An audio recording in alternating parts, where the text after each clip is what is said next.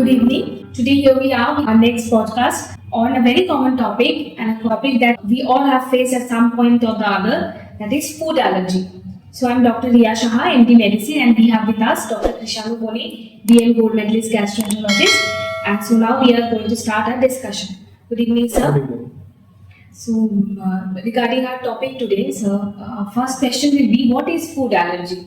Yes, many of us have the question, what is food allergy, or who are the people more commonly afflicted by this thing. So in general terms, food allergy is a type of intolerance to certain foods. You have seen that not everybody is not capable of digesting or properly handling all the foods. So many of us have intolerances to different foods. So one of the different food intolerances is food allergy. Now, this term food allergy means that this intolerance is somewhat or to some extent immunologically mediated. Our own immune system reacts or treats our own GI tract as some foreign allergen in way of digesting some food materials, and in the way of behaving in such manner, we develop intolerance to these foods. So this is food allergy. So then, what are the most common symptoms of food allergy? Food allergy symptoms are not very specific because the GI symptoms are of food allergy are mimicked to other common GI problems. Like suppose if the food allergy is related to our esophagus only or food pipe only, then there may be heartburn, acidity, or acid reflux. There may be difficulty in ingestion of food. So these are the common symptoms of food allergy or allergic food disorders, which is limited to our esophagus. Now, if the food allergy affects our stomach, then there may be acidity, pain in our stomach, there may be bloating or abdominal distension, early satiety, which means loss of appetite after eating small quantities of food. So, food allergy symptoms are not very specific. These are symptoms which are mimicked to the other common GI issues, and sometimes it depends on the site of our GI tract which is affected by food allergy. Okay, sir. So then, what is the prevalence of food allergy? And is there any age or sex predisposition to food allergy? I'd like to ask you, do you get any recent changes in food allergy presentation? Is there any increase or decrease of patients coming to you with food allergy, suspected food allergy? There is definitely an increase in the number of patients suffering from food allergy, coming with symptoms that are both mimicking other GI problems or mimicking symptoms of generalized allergy to other common allergens like pollens or dust, etc. So, but the number has been increasing. Yes, it is exactly so, because once we used to think that food allergy is a disease of developed countries, more industrialized countries. But nowadays, as more and more people are getting exposed to environmental allergens, they are habituated with processed foods, canned foods, and also the amount or percentage of different pollutions are increasing in our environment. So food allergy disease or food allergy syndromes are also increasing day by day. So there is not very clear idea about what percentage of people are affected by food allergy in India, but it has been seen that generally 2 to 3% of children are affected by food allergy, and in adults this number may go up to 10%, around 8 to 10%. So every 2 to 5 children out of 100 children and every 10 to 12 adult patients out of 100 adult population are affected by food allergy at some point of time or the other. So these children who are affected with food allergy, do their symptoms lessen or go away as they grow up, or Yes, we have seen that. We have seen that around 20% of children who present with food allergy used to develop tolerance to those allergic foods with time. It means that if 10 patients, 10 children are coming with a diagnosis of food allergy, they will tolerate that food. Two children out of those 10 children will tolerate that particular food with time as he or she grows. So there is definitely there is a chance of developing tolerance or tolerating that food with time. okay. So then, as we know, there are different types of food allergy. Will you like to discuss with us some types? Yes, the types of food allergy, the diagnosis of various types of food allergy depends somewhat on clinical presentation or clinical manifestation. There is a variety called IgE mediated or immunoglobulin E mediated. There is an immunoglobulin called IgE, which most of us have heard. If the food allergy reaction is mediated by IgE, then it is IgE mediated. And but there is no role of IgE; it is called non-IgE mediated. Now, why this distinction? Because IgE mediated food allergy symptoms are generally quick to develop and short lasting, like cow's milk protein allergy or pollen allergy, infantile colic. These are IgE mediated. So as soon as the patient takes the food or ingests the liquid or whatever, then within few minutes or hours, the patient develops certain symptoms like there may be swelling of face or swelling around the eyes, itching in mouth or oral cavity, itching down the throat, and sometimes in severe cases there may be noisy respiration, which is called stridor in our medical terminology. There may be choking. So these are the immediate allergic reactions. These are mostly caused by IgE, and some food allergies which are not or partially mediated by IgE are called non-IgE mediated, like eosinophilic esophagitis, eosinophilic gastritis, or eosinophilic gastroenteritis, allergic proctocolitis. These are affection of food allergy at the various portions of our GI tract, and these are non-IgE mediated. Certain other diseases like celiac disease, there is a disease called dermatitis herpetiformis. So these are non-IgE mediated food allergic reactions. So these are the two categories where some people develop symptoms immediately, and in some cases symptoms generally develop lately or after a prolonged exposure, after a certain exposure time.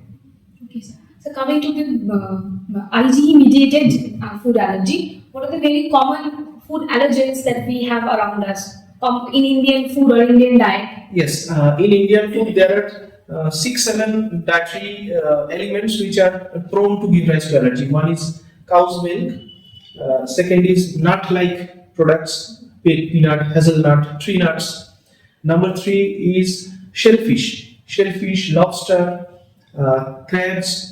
So these are commonly encountered allergic foods which give rise to food allergy, and also some soy products, soybeans, and some eggs. Sometimes fish. These are apart from sea fishes, some commonly eaten fish can also give rise to allergy. So these are 6-7 food products which are very commonly we see to give rise to food allergy. These are nuts, soy products, milk, especially cow's milk, and fish, especially sea fish, shellfish, lobster, etc., and some meat products also.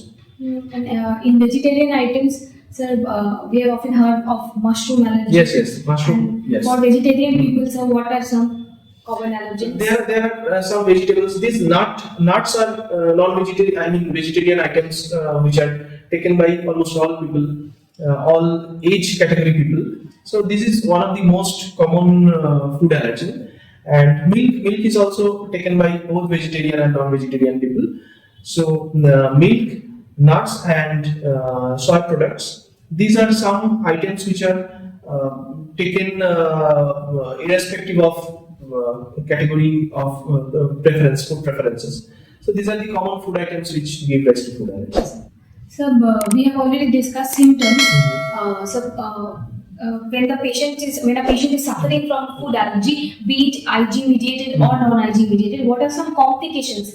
Generally, allergies IG mediated can be dealt with quicker and easily, but then what are some complications that a patient may face, both in IG mediated Yes. and As we have discussed, these IG-mediated food allergic symptoms are very rapidly developing.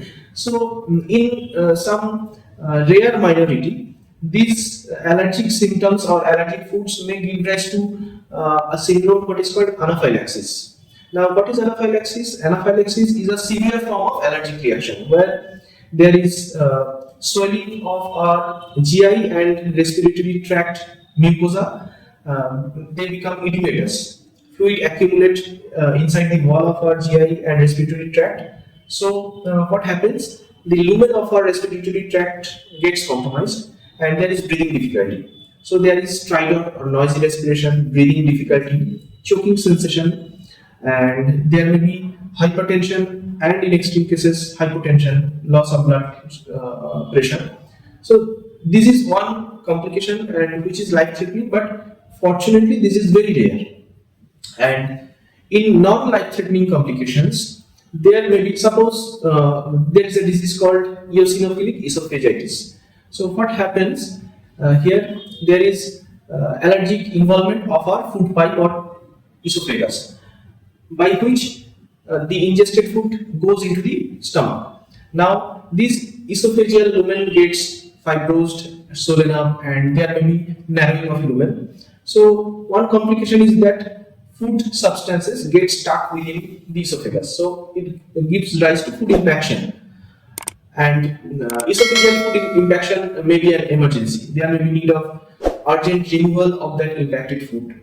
So this is one complication. And in some cases, suppose allergic reactions are affecting the stomach or our small intestine. So as the stomach and small intestine are the principal sites of digestion and absorption, so there may be malabsorption, there may be nutritional deficiencies, there may be swelling of our legs, limbs, edema due to loss or deficiency of proteins. And in some cases where the allergic reaction involves our colon, which is the conduit for passage of stool, so there may be sometimes blood may come out in stool. So these are the not so common but commoner manifestations of complications of food allergy. So now coming to diagnosis, as we have already discussed, IG-mediated allergy, food allergy can be diagnosed majorly from clinical history and yes, presentation of the patient. Yes. But coming to the non-IG-mediated or partially IG-mediated type of food allergy, what are the common, apart from clinical symptoms and presentation, what are the common diagnostic modalities that can be used?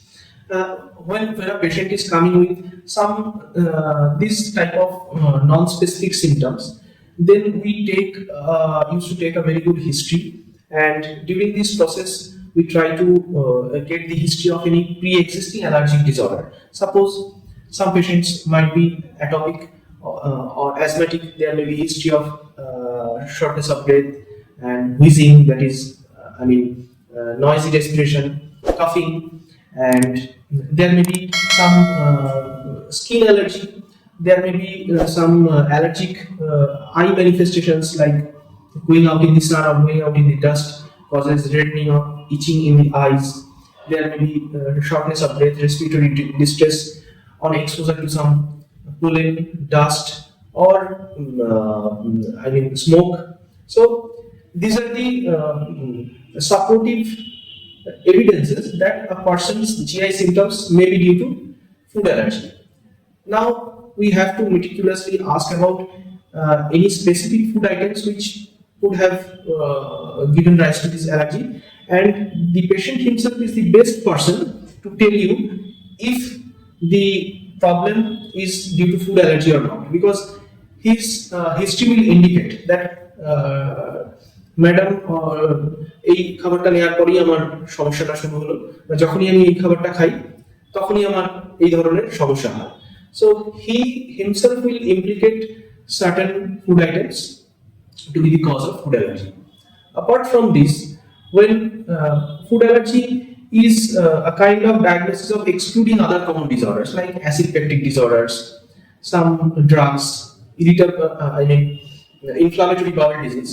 So after excluding these common GI problems, we can do scopy of upper GI or lower GI tract by the means of endoscopy, colonoscopy, and then we take mucosal biopsies. Now, in some cases, there may be some specific features in biopsy which tell that this may be a case of food allergy. And in some cases, in blood examinations also, there may be peripheral eosinophilia. That means the eosinophil count in our blood may be higher, and near about 50% cases of these food allergies people have peripheral blood eosinophilia. And in some cases, serum Ig may also be increased. And there are some more direct testing methods like skin allergen challenge. The food substances, we can prepare some allergenic, injecting substances prepared from the food extracts, and laboratories used to give that injection under skin, so that if a person is allergic to that particular food allergen, he or she may get skin symptoms, localized skin symptoms in that particular area of injection. So these are the common methods of diagnosing food allergy. But the first and foremost thing is history and proper delineation of a food, proper extraction of a food diary from the patient himself.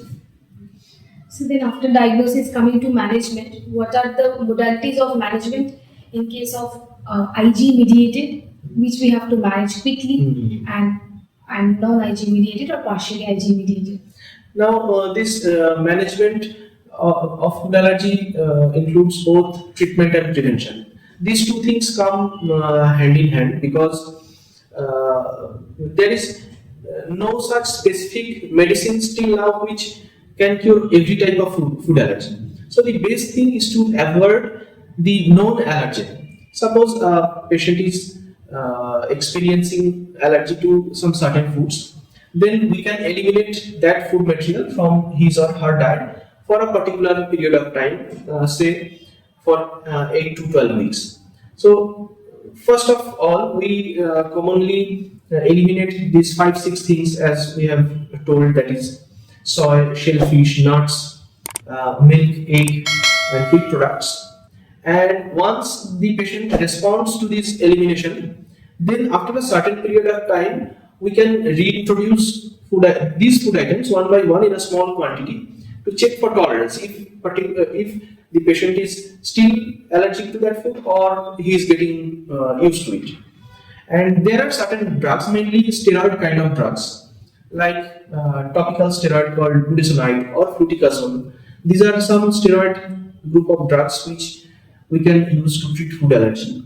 And in case of immediate food allergy, those are those anaphylactic kind of allergic reactions, then we use life-saving medications if there is any life-threatening effect. So avoidance of allergic food products and maintaining a proper food diary, and sometimes oral immunologic therapy, that is called OIT.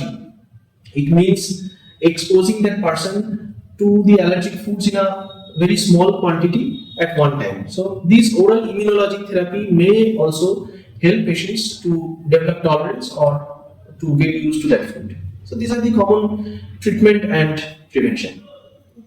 So then we have had a very lucid discussion. So then to summarize the entire thing for a take-home message.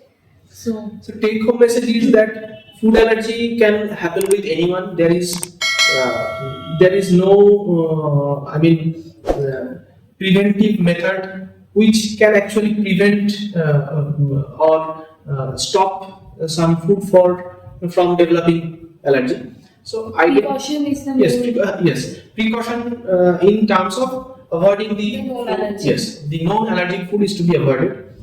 And in case of food allergy develops, the symptoms are generally non-specific and symptoms are generally mild, except some particular conditions like anaphylactic reactions or celiac disease type of food allergies. So in that case, we have to strictly avoid those known food allergic materials. And if this symptom is bothersome, always check with your doctor. And it can it can be cured with simple dietary advices, avoidance of some small number of foods, and with some short duration medication. That's all. So it's nothing worrisome. Food allergy is nothing worrisome. It is easily treatable, and people can get rid of it very quickly also. Thank you, sir.